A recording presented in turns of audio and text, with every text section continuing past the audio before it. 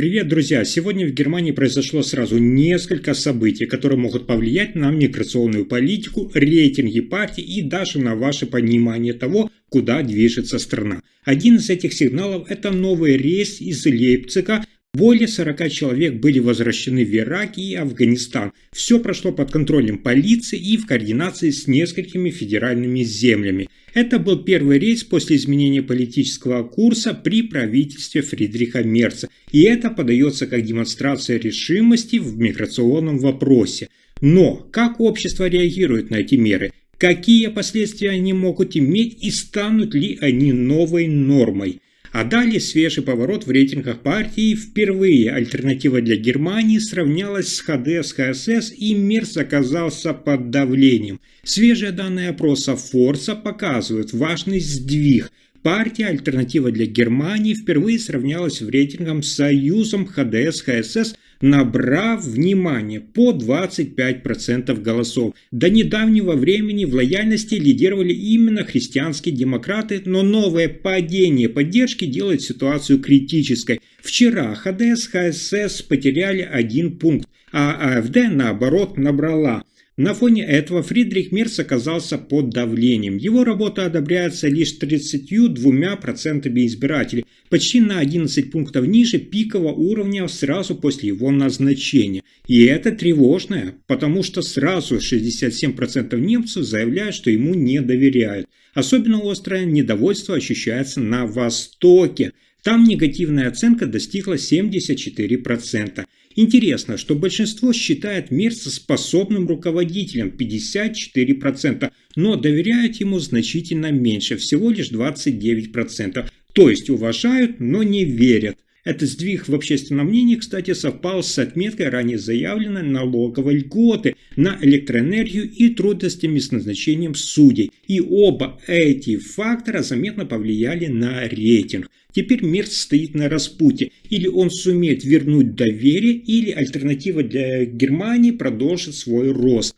И это не просто внутрипартийное потрясение, это вызов всей политической сцене Германии. Теперь хочу вас ознакомить с новшеством немецкой торговой сети. Каждый из вас ходит в магазин, поэтому это важно знать. Lidl запускает цифровой ваучер на депозит по всей Германии. Бумажки, соответственно, будут в прошлом. Теперь после сдачи бутылок или банок автомат предлагает вместо привычного бумажного чека сразу QR-код. Для получения электронного ваучера на депозит нужно лишь отсканировать его через приложение Lidl Plus, и сумма мгновенно зачислится в аккаунт как виртуальный купон. По данным, система уже работает как пилотный тест, QR-метки появились во многих магазинах, после сканирования автоматически генерируется уведомление об успешной идентификации и бонус сохраняется на счет. Баллы из приложения легко использовать при следующей покупке, они, кстати, вычитаются из суммы чека. Если накладок не избежать, можно выбрать бумажный вариант, автоматически распечатываться при отсутствии QR-сканирования. Но есть здесь нюанс. При удалении аккаунта, кстати, цифровые выплаты все теряются и восстановлению не подлежат. Эксперты предупреждают, удобно, но это еще один шаг к сбору данных. Lidl получает информацию о привычках клиентов и пытается удержать их в экосистеме. Но также эксперты сомневаются, что заявленный как безопасный цифровой депозитный ваучер не станет частью маркетинговой стратегии. Сам оператор официально называет это тестовым запуском, но все указывает на полномасштабное внедрение. Это может стать первым шагом к широкому scan and go на кассах, когда покупатель сканирует товары сам через приложение. Так что за удобством может стоять стремление к большему влиянию на поведение покупателей. А теперь новость, которая уже несколько лет тревожит жителей Германии, это энергетический кризис. Но будет интересно узнать, а как же с ним борются в других странах. В Великобритании дали зеленый свет, внимание, строительству гигантской атомной станции. Надеются, она обеспечит энергией миллионы домов. Этот проект самый крупный в Европе сейчас. Стоимость оценивается, внимание, почти 44 миллиарда евро. Правительство уже вложило почти 18 миллиардов евро. Другие крупные инвесторы подключились. Канадские и британские фонды, EDF из Франции. Ожидается, что после запуска Sizewell C сможет снабжать энергией порядка 6 миллионов домохозяйств. При этом власти рассчитывают, что затраты будут приблизительно на 20% ниже, чем у предыдущего проекта. Тем не менее, экологи бьют тревогу, возникнут проблемы с радиоактивными отходами и требованиями безопасности. Сроки тоже не радужные, реальное подключение к сети запланировано лишь на 30-е годы.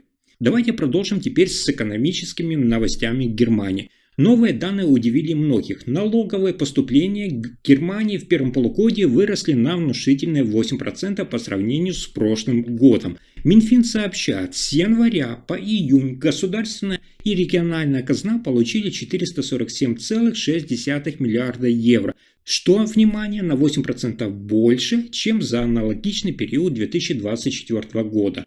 Лишь в июне стало ясно, сборы увеличились на 7,3% до 98,45 миллиарда евро.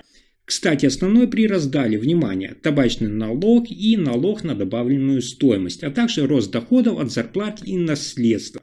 Но не все так просто. Эксперты предупреждают, что скачок связан с единичными эффектами. Например, крупными наследствами. И если ставки вновь снизятся, поступления могут тоже сократиться. К тому же экономическая активность остается вялой. После двухлетнего спада стабильность в 2025 году под вопросом. В ответ парламент уже одобрил пакет налоговых скидок на 46 миллиардов евро до 2029 года, чтобы помочь бизнесу и поддержать потребление в условиях торгового давления и тарифов со стороны Соединенных Штатов Америки. Таким образом, прогноз на 2025 год – рост доходов составит порядка 3,7% до 893,3 миллиарда евро. А теперь о новости, которая вызывает обеспокоенность по поводу состояния авиационного парка Германии. Военный борт, на котором ранее летела министерская делегация, вынужденно приземлился ночью в Лейпциге. Сразу после взлета из Берлина пилоты почувствовали запах гари и зафиксировали техническую тревогу. Экипаж принял решение сменить курс и направиться на ближайший аэропорт. Сообщается, что внутренняя кабина заполнилась вся дымом, что заставило включить план экстренной посадки. На взлетно-посадочную полосу прибыли пожарные и спасатели. Все по протоколу. К счастью, никто не пострадал. Министр уже успел покинуть борт до инцидента, ровно как и его команда до вылета. Согласно уточнениям, это не первая подобная ситуация с правительственными рейсами. Ранее уже были случаи похожих технических сбоев. Пока самолет проведет дополнительные проверки, комиссия также определит, продолжит ли он полеты или отправится в сервис. И давайте о финансовых новостях в Германии. Новая статистика показала, средняя зарплата немецких работников недавно превысила 4000 евро. И это ощутимо сильнее инфляции. По данным Федерального агентства труда, в 2024 году медианный доход составлял 4013 евро брутто, почти на 220 евро больше, чем годом ранее. Но здесь и удивительный нюанс. Мужчины в среднем зарабатывают на 345 евро больше женщин, а жители Запада получают почти на 580 евро больше, чем в восточных землях. А иностранцы в среднем остаются внизу, их доход примерно на 973 евро меньше медианного. И информация указывает, что неравенство сохраняется, несмотря на общий рост зарплат. Наиболее уязвимыми остаются женщины, восточно-федеральные земли и мигранты. Такой скачок пока что единственный после многих лет застоя, но за ним кроется реалия. Пока одни получают ощутимый бонус, другие остаются на месте. На фоне всех разговоров о кризисах и нестабильности это не просто цифры, а реальный сигнал. Работники ждут еще и еще. Самое главное, чтобы зарплаты продолжали расти. Дальше о пособиях в Германии. Появилась новая экономическая инициатива, которая вызывает активное общественное обсуждение. Исследователи Института немецкой экономики предлагают сократить срок получения пособия по безработице для людей старше 50 лет, внимание, до 12 месяцев. Это позволит сэкономить более 2 миллиардов евро в год для государства. Сейчас пожилые безработные могут получать пособие, внимание, до 24 месяцев в зависимости от возраста. Однако исследователи считают, что сокращение срока стимулирует их быстрее возвращаться на рынок труда и снизит нагрузку на систему страхования от безработицы. Однако эта инициатива встречает и сопротивление. Представители Социал-демократической партии Германии утверждают, что люди, проработавшие долгие годы, заслуживают надежной социальной поддержки в случае потери работы. А дальше, возможно, самая значительная новость на сегодня, от которой будет зависеть экономическое будущее Германии.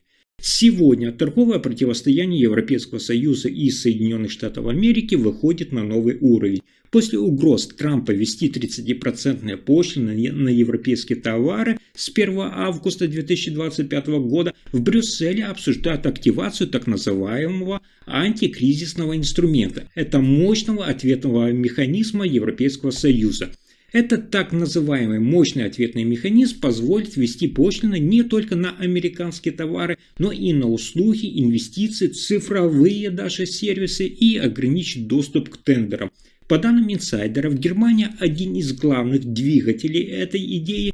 Берлин теперь поддерживает позицию Франции о резкой реакции. Разработана уже конкретная стратегия, то есть первые 21 миллиард евро ограничений уже собраны. Следующий этап, как я вам говорил в прошлом видео, до 72 миллиардов готов к запуску, если Соединенные Штаты Америки не отступят. Но здесь и не торопятся. Еврокомиссия пока отложила введение мер до 1 августа 2025 года, дав шанс на мирные переговоры. Тем временем Франция и Германия уже скоординировались, Мерц готовит схему, Макрон подталкивает комиссию, и даже финансы сказали, никаких резких движений без ясности. Силовой рычаг включен, но пока хотят избежать эскалации, поэтому Европа ждет итогов августа. Если информация была полезна, ставьте лайк, подписывайтесь и делитесь этим видео. Спасибо за просмотр.